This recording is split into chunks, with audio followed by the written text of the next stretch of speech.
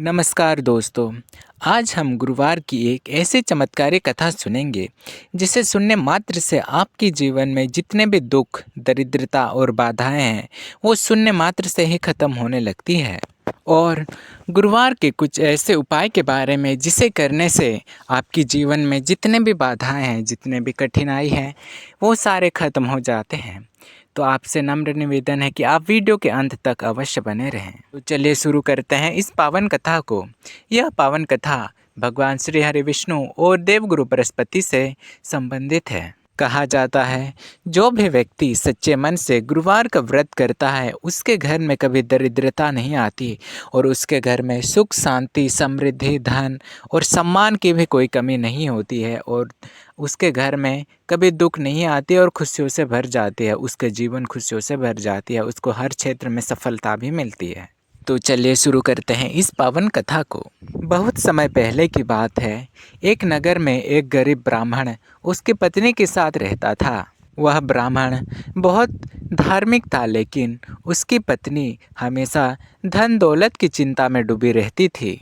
घर में गरीब इतनी थी कि कभी कभी भूखे पेटे उन दोनों को सोना पड़ता था। एक दिन ब्राह्मण की पत्नी दुखी होकर भगवान से बोली, हे प्रभु, हम हर रोज़ आपकी पूजा करते हैं, फिर भी हमारे घर में इतनी दुख, इतनी तकलीफ और इतनी गरीबी क्यों है।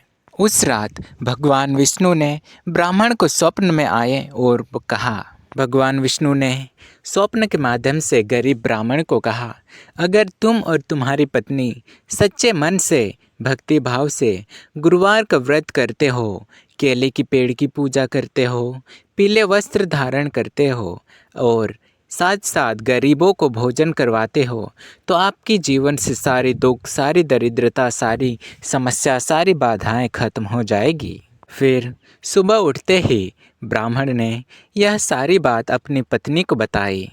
उसने अपनी पत्नी को बताने के बावजूद भी उसकी पत्नी को इसकी बातों पर यकीन नहीं हुआ। फिर उसके बाद उसकी पत्नी ने भी निश्चय किया कि सच्चे मन से गुरुवार का व्रत करते हैं और गुरुवार व्रत करने का निश्चय लिया। पहला गुरुवार उन दोनों सुबह जल्दी उठ कर के घर की साफ़ सफाई में जुट गए। घर की साफ़ सफाई होने के बाद वह दोनों स्नान कर लिए। स्नान करने के बाद दोनों पीले वस्त्र धारण किए और केले की पेड़ के नीचे दीपक जलाए, केले की पेड़ की पूजा आराधना करे और एक गरीब ब्राह्मण को भोजन कराया। क्योंकि उन दोनों के पास खुद खाने के लिए कुछ नहीं था। इसके वजह से उन दोनों एक ही ब्राह्मण को खाना खिलाया, एक साधु को। उन दोनों ने जिस साधु को खाना खिलाया था, भोजन कराया था, वह कोई और ही नहीं बल्कि भगवान विष्णु ही थे। साधु ने प्रसन्न होकर कहा, तुम्हारे घर में अब कभी अन्न और धन की कमी नहीं होगी। लेकिन कुछ दिनों बाद उनके घर में गरीबी फिर से छा गई। फिर से गरीबी आने के कारण ब्राह्मण की पत्नी बहुत उदास हो गई। तब ब्राह्मण ने कहा, व्रत केवल धन पाने के लिए ही नहीं बल्कि श्रद्धा और विश्वास के साथ गुरुवार का व्रत करनी चाहिए। अब ब्राह्मण की पत्नी को अपनी गलती का एहसास हुआ। उसके बाद ब्राह्मण की पत्नी ने पूरी श्रद्धा, पूरी भक्ति भाव से दोबारा गुरुवार व्रत करने का संकल्प लिया और हर गुरुवार को वह सुबह जल्दी उठती, घर की साफ सफाई करती और पीले वस्त्र धारण करके केले के पेड़ की पूजा करती, सच्चे मन से करती, दृढ़ संकल्प के साथ करती और गरीबों को भी खाना खिलाती। उसका गुरुवार व्रत करने का सही तरीका को देख करके धीरे धीरे उसके घर में बदलाव आने लगी। जहाँ उन दोनों को भूखे पेट सोना पड़ता था, अभी उन दोनों का घर अन्न से भर गया। धन की भी कोई कमी नहीं रही, सुख शांति आ गई घर में और ब्राह्मण को और उसकी पत्नी को भी सम्मान मिलने लगा पूरे गांव में। कुछ समय बाद उस नगर के राजा ने ब्राह्मण को बुलाया और सम्मानित किया और धन संपत्ति उसे प्रदान किया।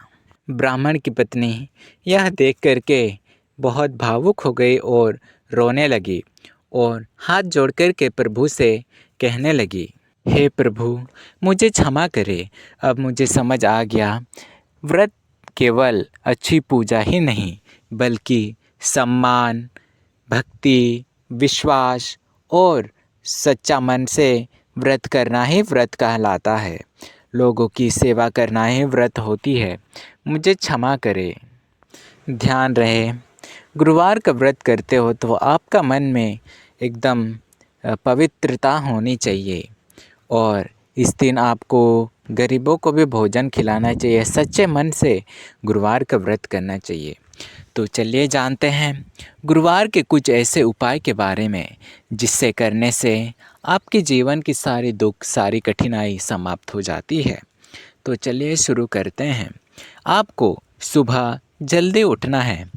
जल्दी स्नान करके आपको पीले वस्त्र धारण करने हैं। पीले वस्त्र धारण के बाद आपको केले की पेड़ के नीचे सरसों की तेल की दीपक जलानी है, मिट्टी की दीपक जलाने के बाद आपको वहाँ बैठ के थोड़ी देर ओम नमो भगवते वासुदेवाय नमः, ओम नमो भगवते वासुदेवाय नमः, ओम नमो भगवते वासुदेवाय नमः, इस मंत्र का आपको 108 बार लगभग कम से कम जाप करना चाहिए। यह विष्णु जी का बीज मंत्र है। अगर इस मंत्र को आप जाप करते हो तो विष्णु जी आपसे अत्यंत प्रसन्न होते हैं। और केले के पेड़ के नीचे बैठ कर के ओम नमो भगवते वासुदेवाय नमः का जाप करें। इसके बाद आपको पूजा समापन होने के बाद आपको ज़रूरतमंद लोगों को खाना खिलाना चाहिए। जितना आप जुगाड़ कर पाओ इतना ही आप खिला दें, बाकी भगवान सब जानते हैं। इसके बाद आपको गुरुवार के दिन भोजन में थोड़ा कमी करनी है। आपको एक समय ही भोजन करना है। एक समय फलाहार ले सकते हो और एक समय भोजन कर सकते हो। पानी आप बराबर पी सकते हैं और इस दिन गाय को भी आप भोजन अवश्य कराइए, गरीब लोगों को भोजन अवश्य कराइए और जानवरों को भी भोजन अवश्य कराइए। इसे करने से भगवान विष्णु अत्यंत प्रसन्न होते हैं और आपको आपके ऊपर असीम कृपा अपनी बनाए रखती है। तो आपको वीडियो कैसे लगी? अगर वीडियो पसंद आई है तो वीडियो को लाइक करें, कमेंट करें और हाँ, चैनल को सब्सक्राइब अवश्य करें क्योंकि ऐसे ही नई नई जानकारी आती रहती है। धन्यवाद।